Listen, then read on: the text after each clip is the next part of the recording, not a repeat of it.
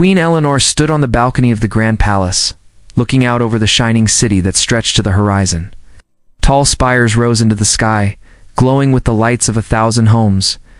She had been crowned years ago, but tonight felt different. Tonight her life had changed forever. She had married Daniel, a man who came not from a powerful noble family, not from a line of soldiers or scholars, but from a faraway colony where life was simple and quiet. The marriage had been decided quickly, sealed with an agreement between the council and the queen herself. Some called it a wise move, a way to show that even a man of humble birth could sit beside a throne.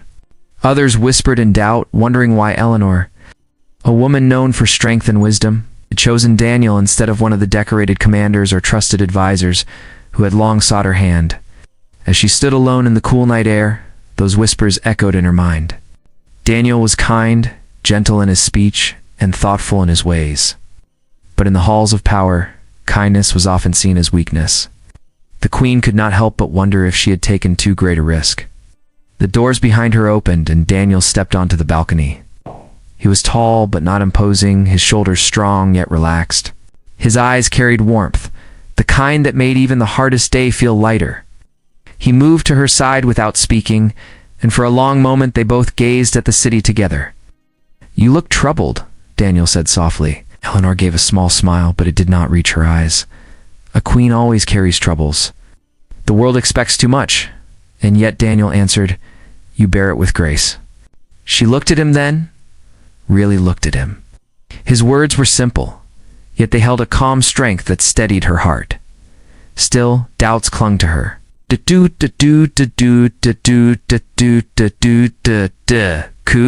Done. Good done. The next morning the great hall was filled with nobles, generals, and advisors. They bowed before Eleanor as she entered, her crown shining in the golden light. Daniel walked beside her, his presence drawing curious glances. Whispers traveled quickly, but he did not seem to notice. The council began its reports. Ships had gone missing along the border. Traders spoke of rising unrest.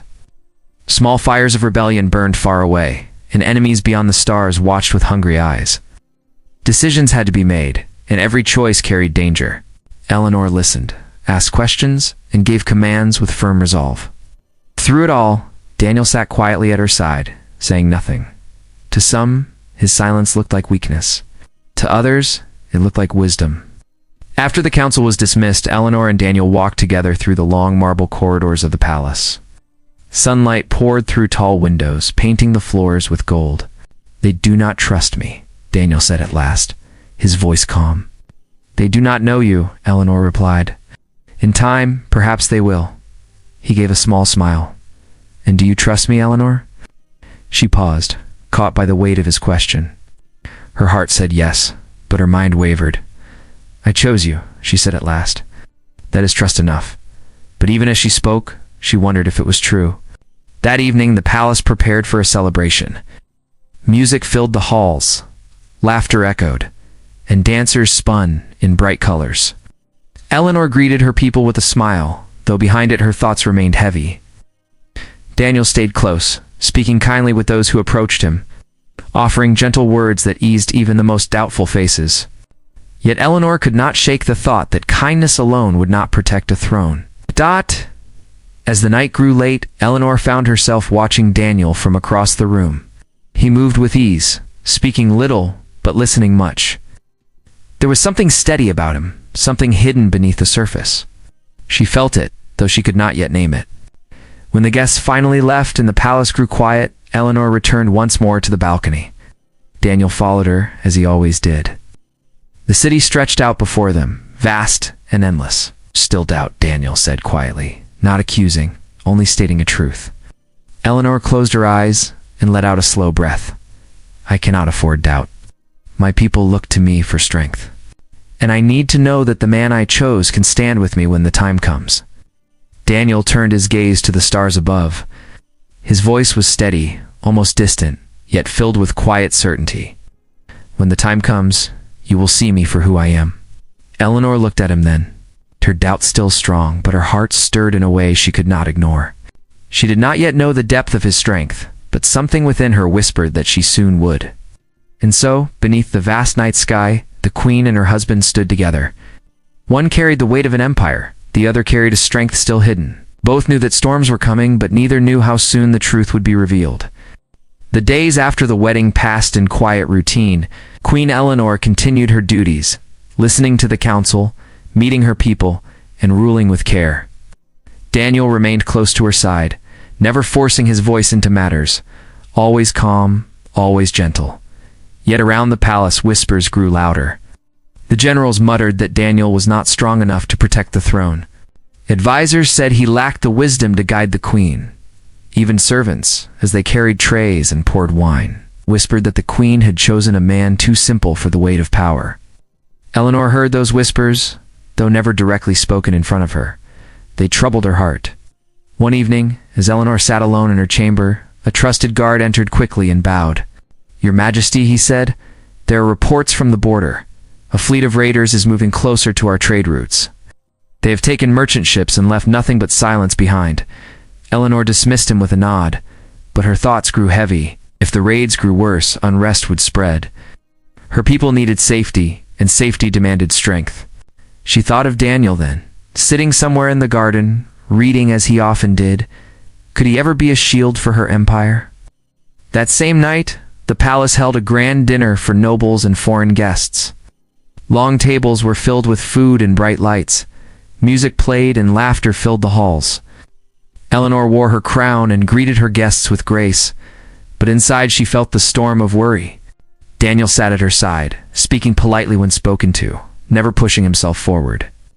Then, without warning, the doors of the great hall opened with a crash. A group of masked men rushed in, their blades glinting in the light. Panic filled the room. Guests screamed, servants dropped trays, and guards rushed forward. The attackers moved with deadly skill. Cutting through the first line of defense and heading straight for the queen, Eleanor stood, her heart racing.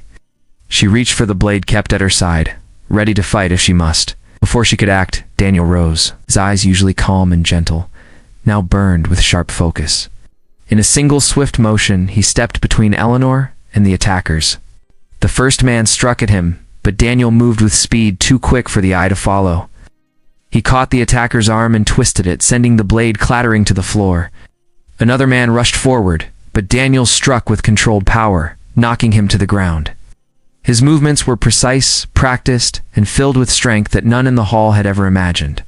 The guards joined the fight, but it was Daniel who stood at the center, his body moving like a shield around the queen. Every strike he made was clean and sure, every motion filled with purpose. In moments, the attackers lay defeated on the floor, bound by the guards who had finally regained control. Silence filled the hall. The nobles stared in shock, their eyes wide. Even Eleanor stood frozen, her heart pounding, unable to believe what she had seen. Daniel turned to her then, his breath steady, his eyes once again soft. "Are you hurt?" he asked gently. "No," Eleanor whispered, still unable to find her voice fully. "I am safe." The nobles began to murmur among themselves. The man they had called weak, the man they had doubted, had shown strength greater than any soldier in the room. Some looked at him with respect, others with fear, but all of them knew now that Daniel was far from ordinary. Later that night, after the attackers were taken away and the hall was restored to order, Eleanor found herself alone with Daniel in their chamber. She looked at him with searching eyes. "Where did you learn to fight like that?" she asked. Daniel was silent for a moment, his gaze turned to the floor. "Long ago," he said softly, "before I came here, my life was different then. I learned not only to fight, but to survive. I did not speak of it, because I wished to leave that life behind." Eleanor stepped closer, her heart torn between doubt and wonder. "Why hide it from me, you know?" He met her eyes at last, and there was a quiet fire in them. "Because strength is dangerous, if it is used for the wrong reason. I swore never to reveal mine, unless it was to protect something I loved." His words struck deep into her heart.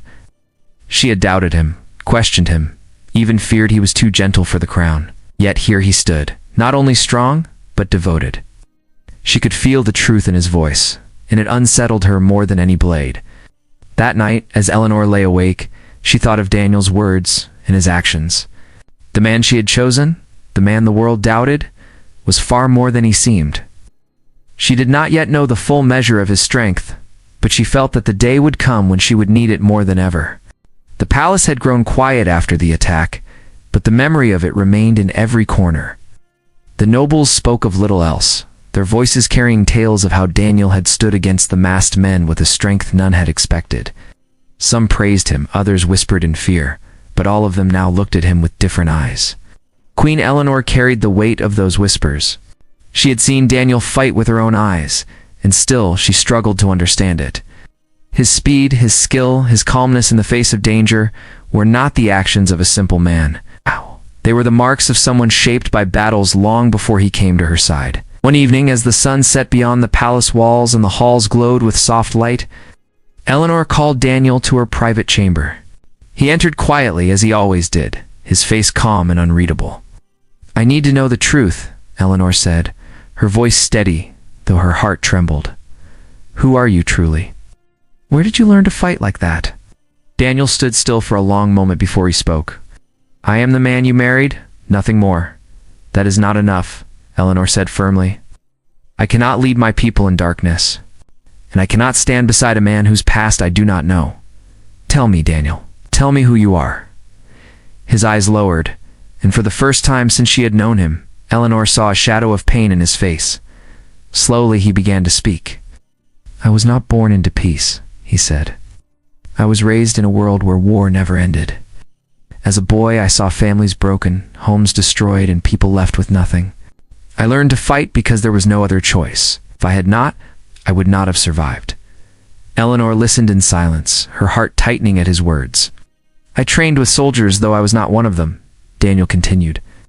"I learned every skill I could, not for glory, but for life itself. I carried those lessons into every day that followed. But when the wars ended, I swore I would not live by the blade again. I wished for peace, and I wished to leave that part of me buried." He lifted his eyes then, and she saw in them both strength and sorrow. "When I came here, when I stood before you, I told myself that I would never reveal what I had been. I wanted to be only Daniel, the man you chose, not a fighter, not a weapon, just a husband. But when they came for you, I could not stay hidden. My vow was broken because my love for you was greater."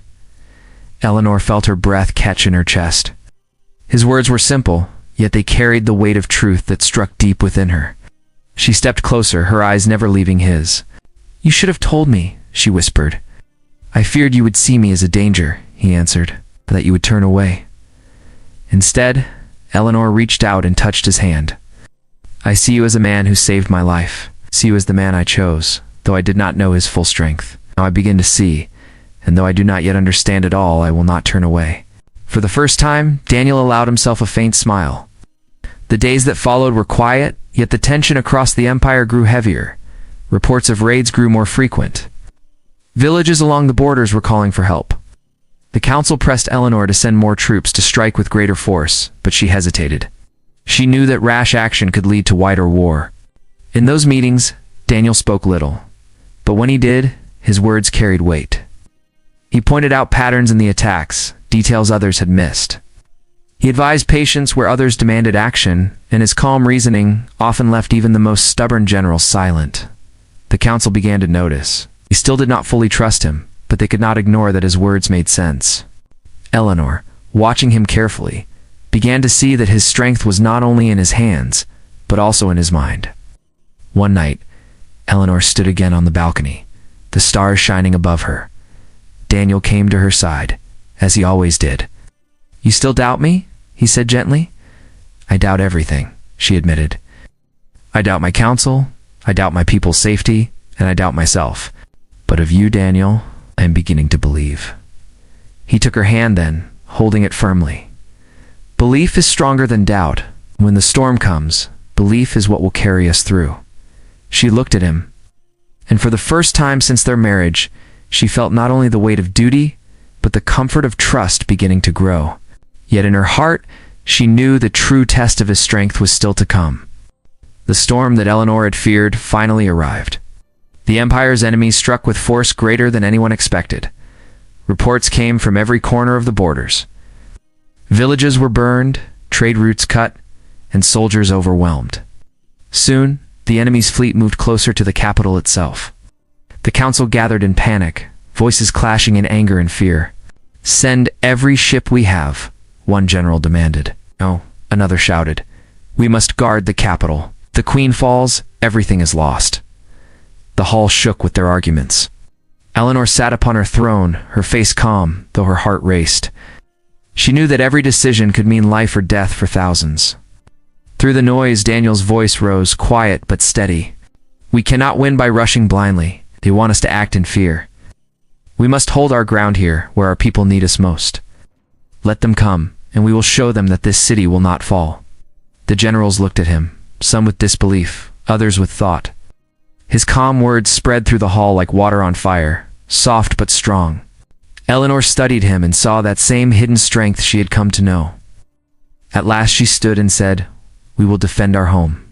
We will not scatter our forces. This city will stand." The decision was made.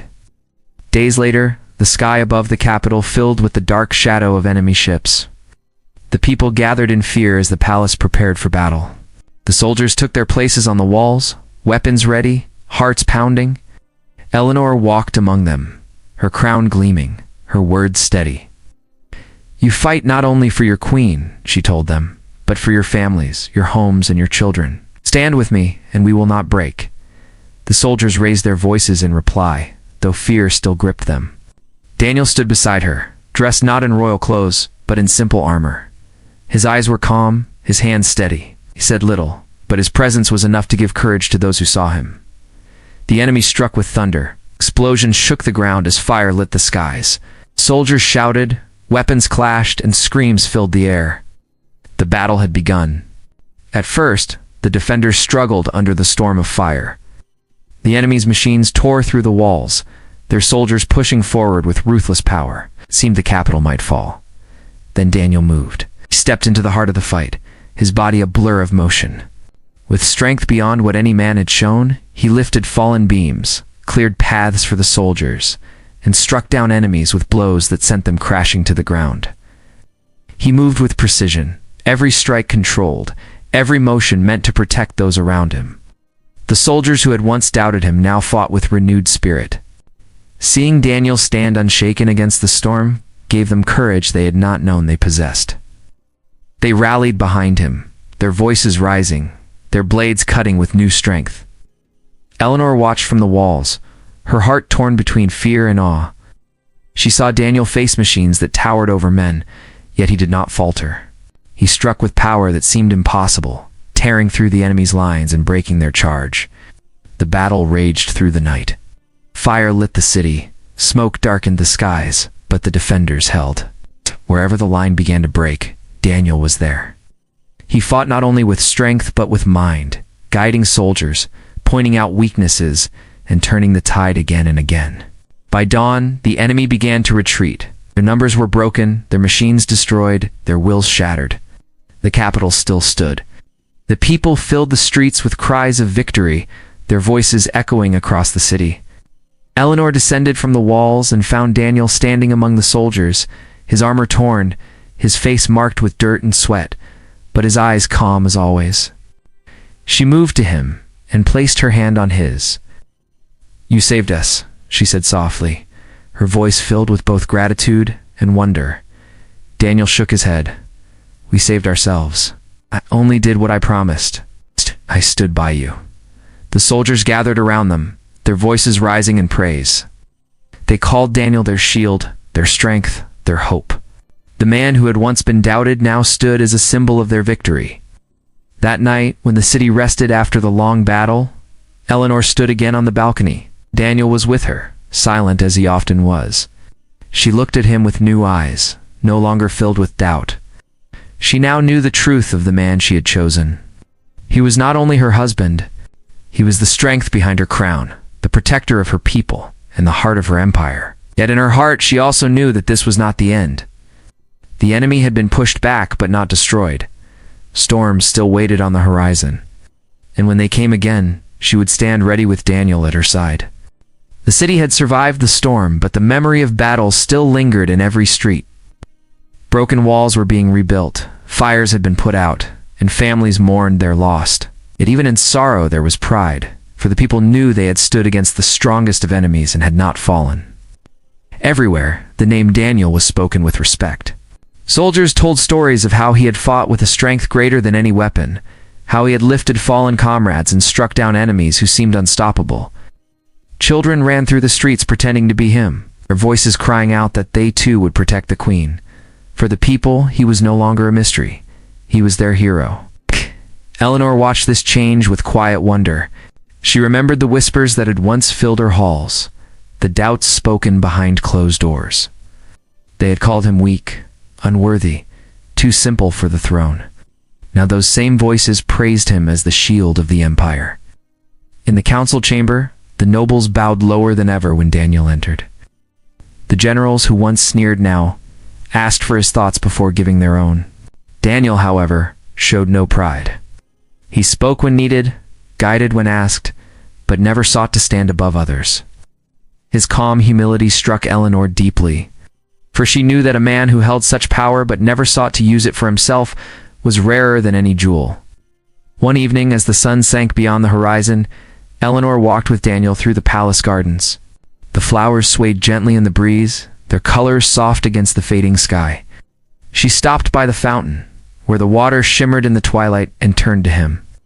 "You have given my people hope," she said quietly. "You have given me strength. I never imagined when I chose you that you would be the one to save all we hold dear."